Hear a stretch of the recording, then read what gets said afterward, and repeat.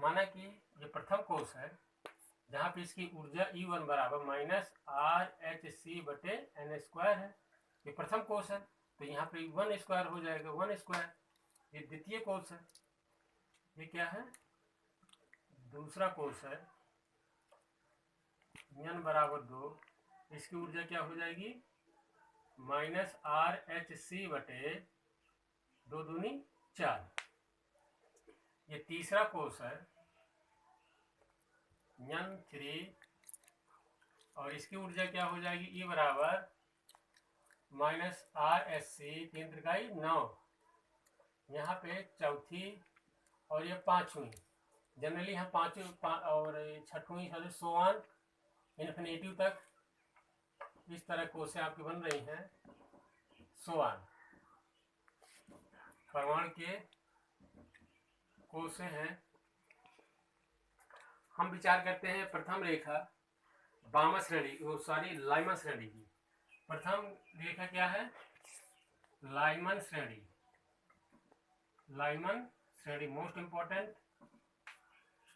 अच्छा, लाइमन श्रेणी जो सूत्र है 1 बटे लैम्डा आर 1 बटे n1, जहां यदि लाइमन श्रेणी कब प्राप्त होती है, जब परमाणु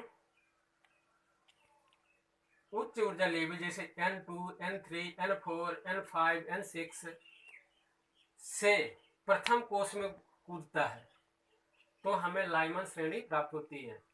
लाइमन श्रेणी तक कब प्राप्त होती है, जब परमाणु उच्च ऊर्जा स्तरों से प्रथम कोष में कूदता है। तो इस प्रकार की ऊर्जा का जो संक्रमण होता है हमें लाइमन श्रेणी प्राप्त होती है। स्पेक्ट्रम जो हम प्राप्त होता है लाइमन श्रेणी प्राप्त होती है। लाइमन श्रेणी की अगर पेपर पूछा तो प्रथम रेखा, द्वितीय रेखा, तृतीय रेखा। प्रथम रेखा क्या है, प्रथम रेखा का मतलब है कि प्रथम कोष की अगली वाली कोष मतलब द्वितीय कोष से ये लाइमन श्रेणी की प्रथम रेखा क्या है, ये लाइमन श्रेणी की प्रथम रेखा।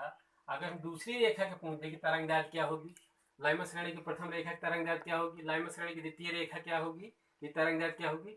प्रथम रेखा n2 से n1 में कूदता है परमाणु, तो प्रथम तरंगदैर्घ्य जो तरंगदैर्घ्य प्राप्त होगी लाइमन श्रेणी की प्रथम रेखा की होगी।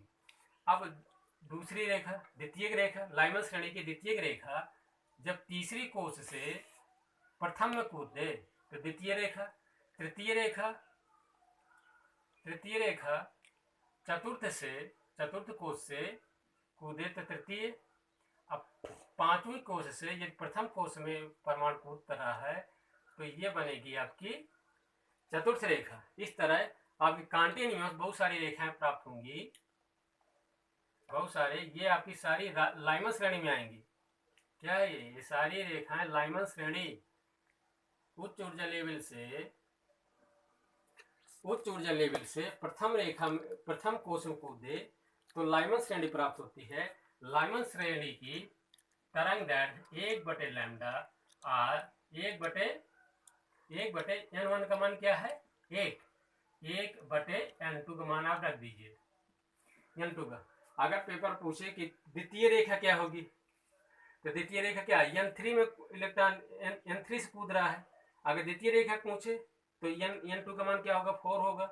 तृतीय रेखा पूछे तो n का मान 5 होगा। इस तरह सवाल आप बहुत सारी रेखाएं, स्पेक्ट्रमी रेखाएं याद कर सकते हैं। ये हो गया लाइमन श्रेणी। प्रथम रेखा खींचे तो आप यहाँ पे रख दीजिए 2, तो 2 दूनी 2 रख सकते हैं इस पर, n स्क्वायर। तो ये हो गया बामर श्रेणी। अब बामर श्रेणी कब बनती है, एक चीज हम भूल गए हैं बताने को। लाइमन श्रेणी में, लाइमन श्रेणी सूर्य के लाइमन श्रेणी क्या, सूर्य के अवशोषी स्पेक्ट्रम में प्राप्त होती हैं। अच्छा, बामर श्रेणी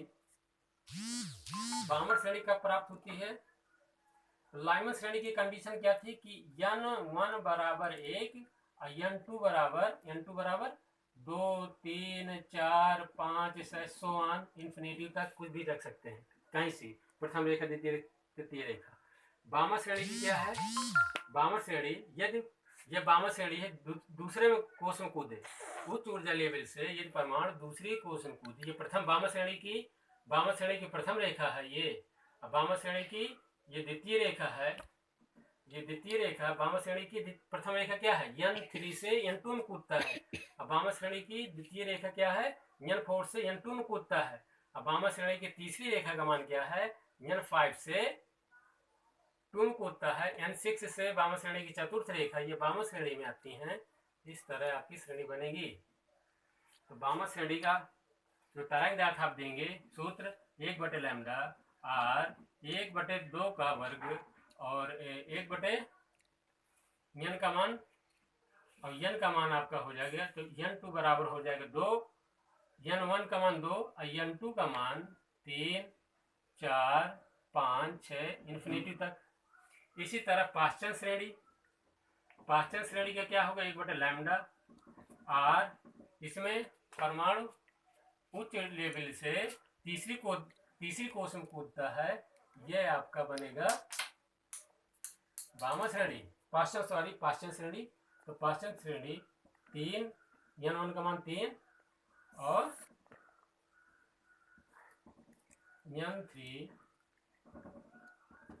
n1 का मान क्या होगा 3 और n2 का मान होगा 4, 5, 6, 7 इस तरह से। इसी तरह आपका ब्रैकेट श्रेणी में क्या होगा, n का मान क्या होगा ब्रैकेट श्रेणी में, n1 का मान होगा 4। ब्रैकेट श्रेणी में चतुर्थ में कोष में कूदता है। ये ब्रैकेट श्रेणी की प्रथम रेखा है, ब्रैकेट श्रेणी की द्वितीय रेखा, ब्रैकेट श्रेणी की तृतीय रेखा, चतुर्थ रेखा इस तरह बनेगी। तो ब्रैकेट की n1 4 और n2 का मान होगा 5, 6, 7, 8 इन्फिनिटी तक। इसी तरह खुंड श्रेणी बनती है। कौन सी खुंड श्रेणी में n1 का मान आप रखेंगे 5, उच्च 5 में कूदता है, उच्च ऊर्जा स्तर से परमाणु कौन सी कोष में ग्राउंड स्टेट में कूदता है, n1 का मान 5 में कूदता है। n2 का मान क्या होगा 6, 7, 8, 9 इन्फिनिटी तक।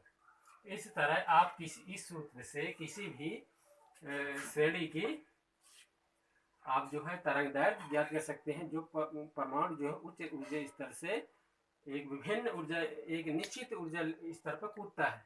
अगर 1 पे कूदता है लाइमन श्रेणी, 2 पे कूदता है तो वामा श्रेणी, 3 में कूदता है तो पाश्चन श्रेणी, 4 में कूदता है ब्रैकेट और 5 में कूदता है तो पाश्चन श्रेणी।